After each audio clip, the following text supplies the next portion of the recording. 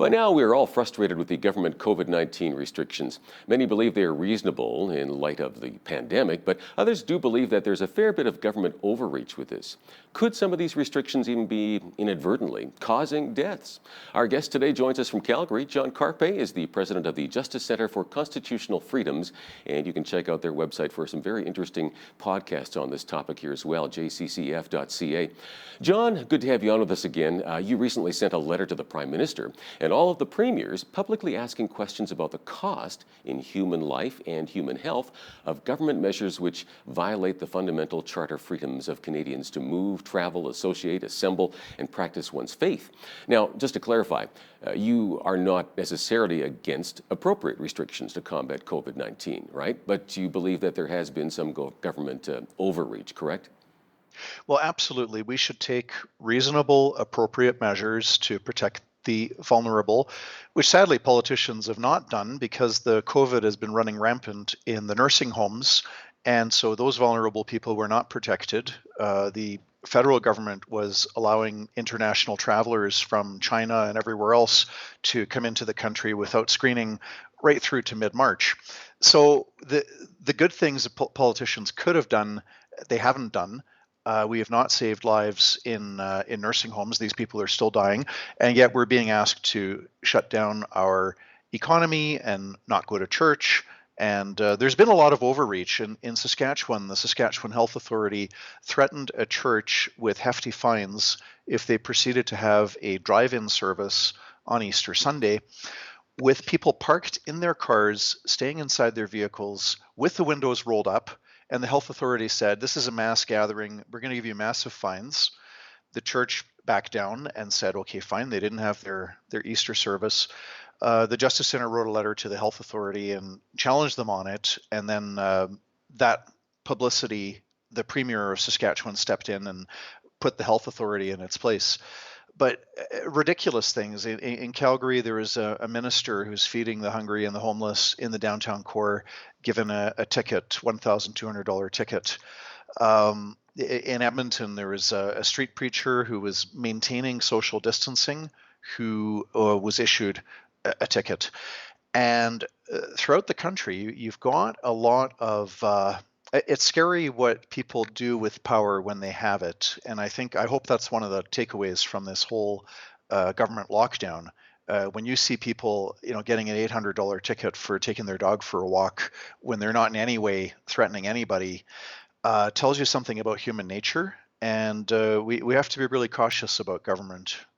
Yeah, it's almost like we're giving up our freedoms a little bit too easily here. Now, I do get it that there's a fear factor. I think that's a big part of this, of course. When we're fearful, we tend to freeze up and say, oh, I guess Big Brother knows best.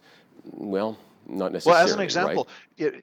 here in Alberta, Jason Kenney has twice compared COVID to the Spanish flu of 1918 to 1920.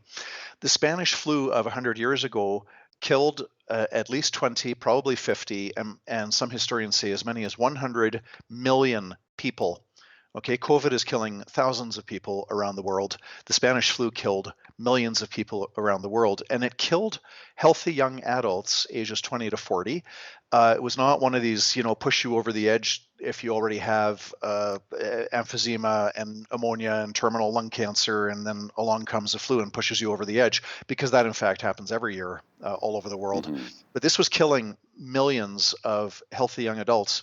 And so Premier Jason Kenney of Alberta has twice compared COVID to the Spanish flu. And now people are staying away from hospitals and because they're scared to go see their doctor. So the politicians have really whipped us into a panic, and people are not getting the medical care they need. Now, the hospitals, which were supposed to be flooded, this is supposedly why we're doing all of this, is to prevent the hospitals from getting flooded with a wave of patients. And now the hospitals are sitting half empty. Yeah, it is fascinating to see. Again, the models that they used are turning out a lot lower than what they're predicting. Now, that's good news in one sense, but are there again some unintended consequences with this? You just alluded to some of those. Now, you say that under the charter, elected leaders are required to give very serious consideration to the number of lives that will be lost as a result of the social isolation and the economic devastation that charter violating government measures against COVID-19 are inflicting on Canadians. So unpack that a little bit. You just touched on that there, but this is actually fairly significant, isn't it? Well, how the charter works is that whenever politicians violate a right or a freedom, so if they infringe on, religious freedom, freedom of assembly, freedom of association, freedom of expression, anytime there's a violation, the onus is on the politicians to justify that violation as reasonable and as demonstrably justified in a free and democratic society. And so what's happened with all the charter violations with the COVID and the lockdown, the shutdown, we've had massive violations of our freedom of conscience, freedom of religion, freedom of assembly, freedom of association, massive violations of these charter freedom to move, freedom to travel, also charter freedoms, massive violation. Politicians have said, well, we're doing this to save lives. Okay, fair enough. That could be a good reason.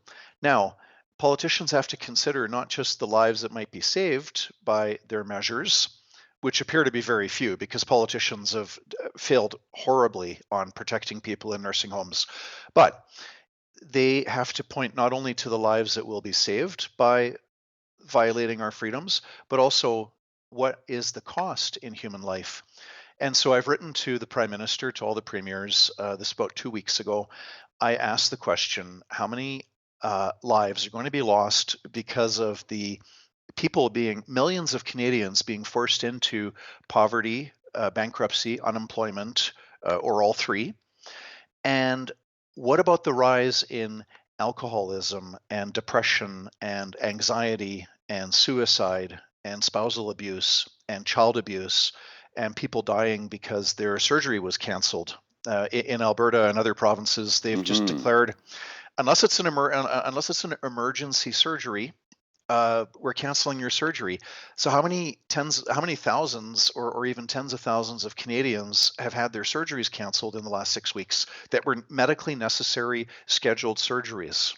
If I could just jump in there for a second, just to play devil's advocate here as well, and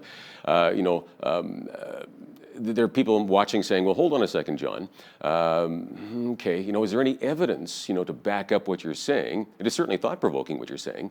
Are people dying? Are they committing suicide? And so forth because of the economic pressure, the isolation, and so forth, or again, elective surgeries, as we've heard, are being, postponed. Is anybody actually, dying from those? What would you say to them?" That the politicians need to do the thinking on this. It's not up to the citizens to explain the costs and the benefits of government measures that violate our charter freedoms. The onus is on the government to justify it. And there's not a single premier in Canada, and certainly the prime minister, as far as I can tell, has not given a moment's thought to the number of lives that will be lost because of the uh, unemployment and poverty and bankruptcy. And even thinking long term, we all want a good healthcare system. Healthcare is expensive, whether it's run as a government monopoly or whether it's 100% private or whether it's a mix, which is pretty much most countries in the world have got a public private mix. Regardless of whether it's public or private, healthcare is expensive. The countries with the best healthcare in the world are also the countries with the strongest economies and the most wealth. Yep. And the countries that have horrible healthcare, where it's just almost non-existent, those are the poorest countries in the world, have terrible healthcare. What's going to happen in September, December, January, February with the healthcare system when the whole economy has been shut down? We have 25% unemployment. Everybody's gone bankrupt. And I tell you, the governments are going to have to cut healthcare spending by 10%, 20%, 30%. What's going to happen then? People are going to be saying, "Oh, but you're cutting healthcare by 30%. You're laying off nurses. You're shutting down hospitals. You're Hmm. killing people." So what about the cost in lives of destroying the economy and we no longer have money for a good healthcare Right. system. Yeah, it's a very good point to consider. I mean, you can't continually borrow money. Eventually, you go belly up on something like that. And now, and again, it's interesting. Again, again, people can say, "Well, where's the stats on that?" And you're saying, "Oh, where's the stats?" From the government side. And I think Where it's where a are the fair politicians? question, right? And now, and again, in all fairness, I don't think the government has actually done studies on this to figure out what are the, what is the collateral damage here potentially? Okay, as you pointed out, from, for example, people not going to the ER, not going to visit their, doctor or the hospital because they're scared they may catch COVID-19, and so they have heart troubles. They're not getting looked after, and lo and behold, they die of heart troubles before they get a chance to be examined properly.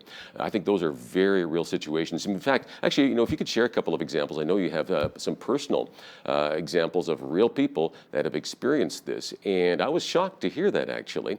And if you have a couple of stories, you know what? Everybody has a couple of stories. We all know people who are in similar situations. Multiply that times 37 million Canadians, and you've got some. I mean, the stats are fairly self-evident. I think that people are dying from this, and we need to take that into consideration here. So go ahead and share those.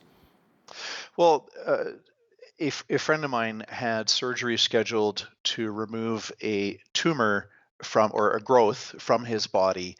The purpose of the surgery was to take the growth out so they could look at it to see whether it was benign, so you don't have to worry about it, or whether it was cancerous, malignant.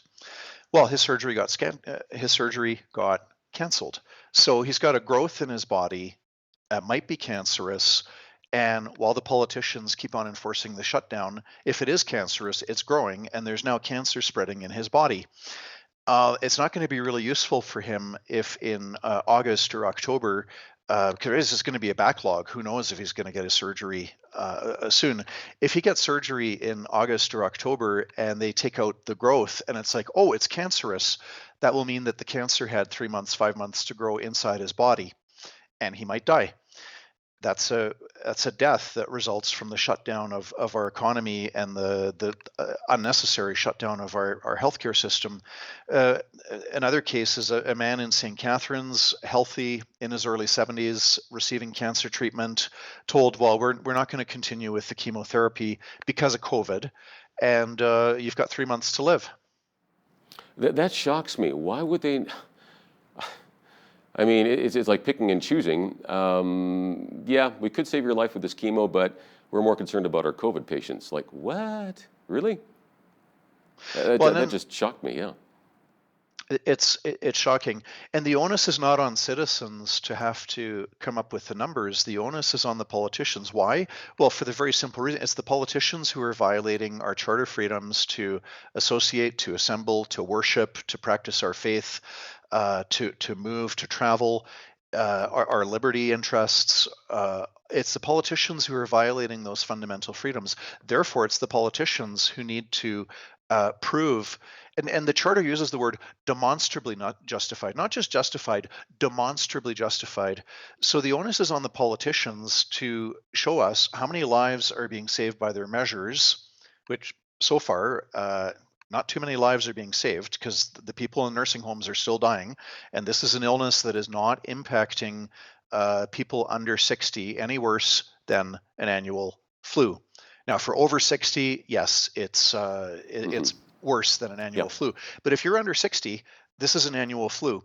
But the onus is on the politicians to demonstrably Okay. justify their measures by showing that the number of lives that Mm. they're saving is a larger amount than the number of lives that they're taking by Yeah. these No, I measures. mean, that makes sense, John. It does. Um, wow.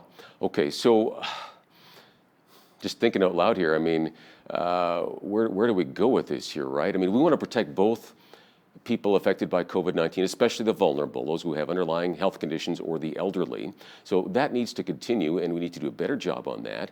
But we also need to protect non-COVID lives, like you say, those with heart problems, those with cancers, etc. There's a long list of illnesses. We need to take care of these people, not have this climate of fear where nobody's going to get medical help. And the other factor I read here too from some doctors concerned saying, hey, what happens when we do get back to some sort of normal?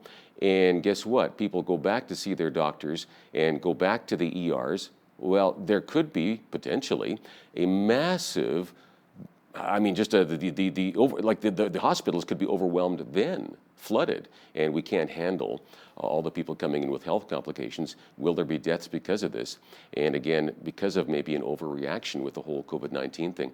I've got to wrap it up here, but any thoughts? Have you had any response from the Premier or any of the Premiers or the Prime Minister from your letter? Well, not yet, but I am getting a lot of response from people that have read the letters to the prime ministers and the premiers, and citizens should contact their MP, their MLA, and say, look, the politicians have the responsibility of demonstrably showing that these lockdown measures are saving more people than what they're killing. And if politicians cannot justify that, then we need to lift up this lockdown. Okay. I'm out of time, John. Thank you so much. I always appreciate your insight on these things. Great talking with you, Paul. Look forward to the next time. You bet. John Carpay, president of the Justice Center for Constitutional Freedoms. You can check out their website at jccf.ca.